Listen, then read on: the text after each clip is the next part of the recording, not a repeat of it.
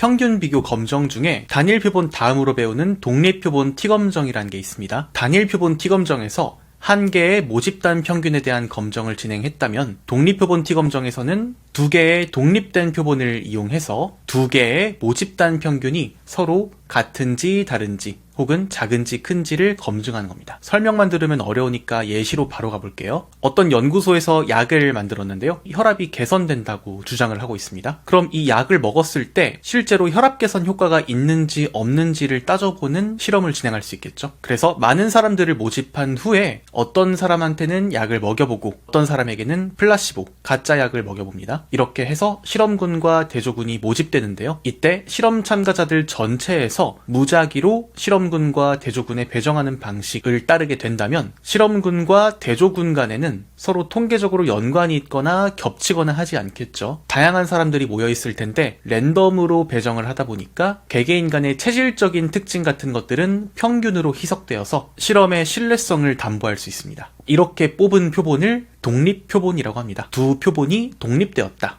서로 연관이 없다. 라고 해서 독립이라고 합니다. 독립표본의 반대 개념은 대응표본이라는 건데요. 이건 별도 영상에서 다루겠습니다. 그럼 귀무가설은 마찬가지로 차이가 없다, 효과가 없다라는 뜻을 갖고 있으니까 실험군과 대조군의 평균 혈압이 같다. 대립가설은 실험군과 대조군의 평균 혈압이 다르다가 되겠죠. 그래서 이 유형의 가설 검정에서는 실험군의 표본, 대조군의 표본 두 가지의 표본이 나한테 주어집니다. 이 두 개의 표본을 이용해서 진짜로 약효가 있는지 없는지를 검정하는 건데요. 이 과정에서 각각 표본에서 X바라는 개념을 추출합니다. 물론 X바 말고도 표본 표준 편차인 S도 있습니다. 그런 자세한 수학적인 내용들은 잠시 뒤에 다룰게요. 그리고 검정의 명칭에 T검정이 들어간 이유는 모평균을 비교 검정하는 과정에서 T분포를 사용하기 때문입니다. 표본을 분석하는 중간 과정에서 T검정 통계량이 나오겠죠. 저번 영상에서 배운 단일 표본 T검정이랑 거의 유사한 원리라고 보시면 됩니다. 다만 계산이 조금 더 복잡해져요. 그래서 표준 정규 분포와 T분포의 차이점은 모 표준 편차 시그마를 알고 있을 때와 모르고 있을 때로 나뉘는데 거의 대부분의 경우에는 우리가 모집단에 대해서 알고 있는 바가 없다 보니까 시그마 값도 모르겠죠. 그래서 T분포를 씁니다. 평균을 비교하는 검정에서는 뮤A와 뮤B가 서로 같을 거야 이 가설에 대해서 옳은지 그른지를 검정하는 겁니다. 귀무가설의 내용은 실험군의 평균 혈압, 뮤죠. 그리고 대조군의 평균 혈압,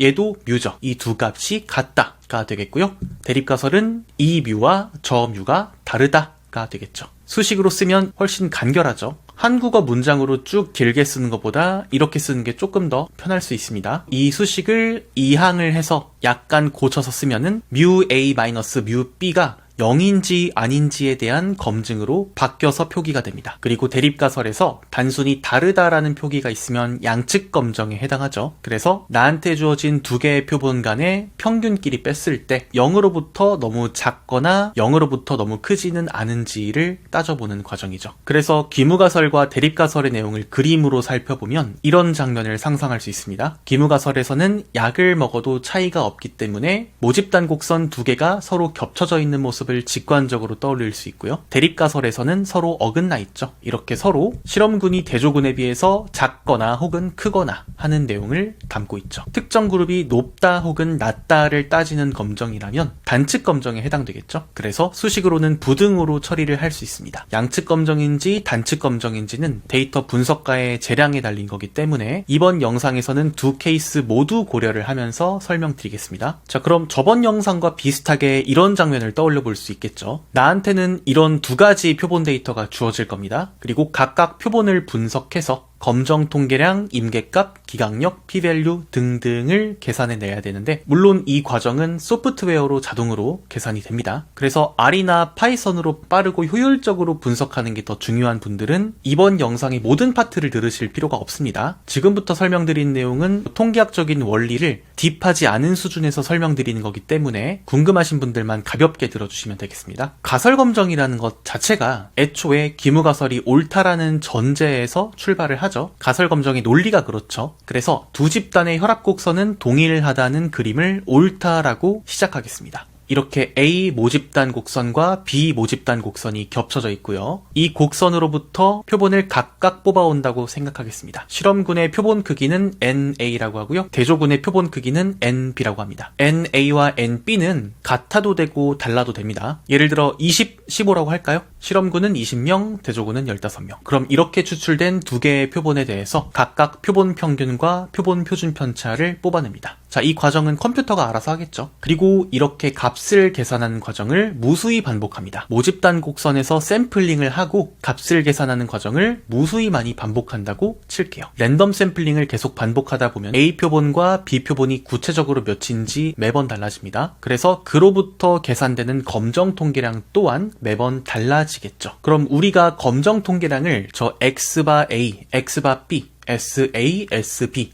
네 가지 숫자를 어떤 특정한 공식에 의거해서 계산해야 되는데 공식도 한 가지로 정해져 있지 않습니다. 조금 머리 아픈 이야기이긴 하지만 검정 통계량 공식은 등분산 케이스와 이분산 케이스별로 다르게 계산해야 되는데요. 자, 여기서 등분산이라는 게 뭔지 한번 볼게요. 등분산은 두 집단의 분산이 같다라는 것을 의미하는데 우리가 A 모집단 곡선과 B 모집단 곡선을 상상할 때 평균이 같은지 다른지를 떠나서 각각 분포가 퍼진 정도, 즉 분산 값이 같다라고 전제를 한 상태를 말을 하는 겁니다. 그러니까 일종의 가정이에요. 두 집단의 분산은 같을 거야 라고 가정을 할 때가 있고요. 그리고 두 집단의 분산이 다를 거야 라고 가정할 때가 있습니다. 새로운 개념이 나와서 조금 당황스러우실 텐데 이 두 가지 케이스 중에 나는 어떤 케이스인지 판단하는 방법은 사실은 쉽습니다. 바틀렛 검정이라는 걸 이용해서 쉽게 판단할 수 있는데요. 자세한 수학적인 내용들은 나중에 기회가 되면 따로 다루도록 하고요. 쉽게 말해서 코드 한 줄로 나한테 주어진 표본 A와 B의 표본 분산을 구한 다음에 두 개의 분산 값이 적당히 비슷하면 두 개의 모집단 곡선의 분산도 같다라고 볼 수 있다. 그리고 표본 분산 값을 비교했을 때 너무 지나치게 차이가 난다. 그러면 두 개의 모집단 곡선의 분산은 다르구나 라고 판단하는 과정입니다. 참고로 이 파트는 R이나 파이썬 코드 한 줄이면 1초 만에 마무리되고요. 전공자가 아니시라면 이 바틀렛 검정이라는 거를 굳이 깊이 파실 필요가 없습니다. 그럼 본격적으로 검정 통계량 T를 구해야 되는데요. 단일 표본 T검정 할 때 기억나시죠? T 공식은 X바 마이너스 뮤를 루트 N분의 S로 나눈 값으로 이루어졌는데요. 이거는 한 개의 표본으로 한 개의 모집단을 검정할 때 쓰는 공식이고요. 지금은 두 개죠. 그러니까 여기서 조금 복잡해집니다. 위의 공식을 살짝 변형해서요. X바가 있던 자리에 두 개의 X바를 서로 빼준 값을 집어넣고요. 뮤 자리에 두 개의 뮤 값을 뺀 값을 집어넣습니다. 그리고 분모 자리에는 NA분의 SA 플러스 NB분의 SB의 루트를 씌워준 값을 집어넣습니다. 네, 굉장히 복잡해 보이지만 나름 일관성이 있어 보이죠? 참고로 이 공식도 여러분들이 크게 신경 쓸 필요가 없습니다. 어차피 컴퓨터가 다 알아서 해주는 파트이기 때문에 그냥 이번 영상 듣고 까먹으셔도 괜찮습니다. 그럼 이런 공식으로 계산되는 검정 통계량에 귀무가설 참 가정을 적용시킵니다. 귀무가설에서는 두 개의 뮤 값을 빼면 0이라고 했었죠. 그걸 적용시켜 주고요. 그리고 각각의 n 값들도 실험 설계상에서 세팅된 거기 때문에 이렇게 t의 식을 축약할 수 있습니다. 자, 그럼 이 공식으로 중간 확정을 해두고요. 이제 무수히 많이 시뮬레이션이 진행돼야겠죠. 그럼 A 표본, B 표본이 매번 시행마다 달라질 텐데 그에 따라서 X바 값들과 S 값들도 매번 달라지겠죠. 그래서 무수히 많은 결과 값들이 T에 내포되어 있고요. 이 공식으로 계산된 검정 통계량 확률 변수는 T분포를 따르게 됩니다. 그리고 저 T분포 안에도 표본 크기를 고려해서 자유도라는 개념이 들어가 있는데요. 근데 거기까지 들어가기에는 입문자나 비전공자분들 입장에서는 투머치한 파트가 됩니다. 그리고 자유도가 뭔지 이해하고 계신 분들은 이 영상 자체를 보실 필요가 없습니다. 그래서 등분산 가정 하에 계산되는 T검정 통계량은 이렇게 정리할 수 있고요. 만약 등분산이 아니라 서로 분산이 다르다고 가정되어 있다 그러면 공식이 조금 달라집니다. X바가 들어갈 자리에 두 개의 X바를 서로 뺀 값이 들어간 거는 마찬가지고요. 뮤 부분도 마찬가지죠. 다만 분모 자리에는 이렇게 n 값들과 s 값들로 디테일하게 조정된 복잡한 값들이 들어옵니다. 근데 이 공식도 뭐 통계학 시간에 시험 보거나 그런 거 아닌 이상은 외우지 마세요. 결국 이렇게 복잡하게 구하는 T 공식에 귀무가설의 내용과 실험 설계 내용이 들어가겠죠. 뮤 A 마이너스 뮤 B는 0이고요. NA는 20,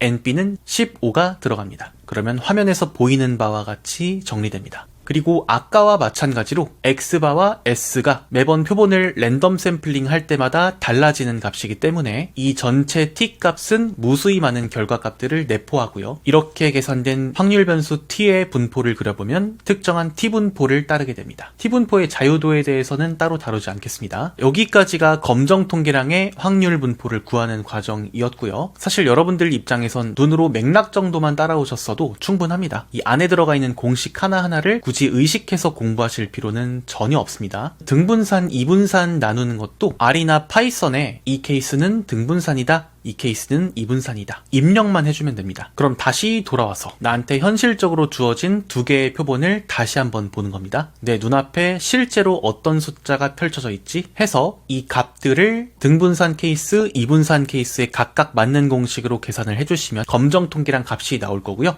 예를 들어 5.32가 나왔다고 치겠습니다. 이 5.3이라는 값을 방금 전까지 가상으로 만들어낸 T분포상에 대조를 해보는 거죠. 그래서 P값을 뽑아낼 수 있고 그 P값을 유의수준과 비교할 수 있겠죠. T분포상에서 5.32를 찍어보니까 이런 위치에 찍힐 거고요. 검정 통계량 값보다 더 극단적인 위치에 있는 영역을 P-value라고 하죠. P-value는 자동으로 0.0000007이라는 값이 나왔고요. 이 또한 역시 컴퓨터가 다 해줍니다. 그럼 이 P-value를 유의수준과 비교를 해줘야 되는데 상황에 따라서 몇인진 다르겠지만 관습적으로 0.05라고 하겠습니다. 네, 그리고 역시 양측 검정이라면 0.025와 비교를 하고요. P-value가 0.025보다 훨씬 작죠. 그리고 단측 검정이라면 0.05 그대로 비교해주면 되겠죠. 이 케이스도 역시 P-value가 훨씬 작다는 걸 볼 수 있습니다. 아, 나한테 주어진 검정 통계량 값은 굉장히 드문 케이스구나. 어떤 전제하에? 바로 귀무가설이 참이라고 가정한 시나리오에서는 내 검정 통계량이 굉장히 드문 케이스구나 라는 거를 알 수가 있죠. 그래서 나한테 주어진 두 개의 표본으로 보아 실험군과 대조군의 곡선 이렇게 확연한 위치 차이를 보일 것이다 라는 결론으로 이어질 수 있습니다. 그래서 결론 낼 수 있죠. 나한테 주어진 데이터는요, 귀무가설과 대립가설 중에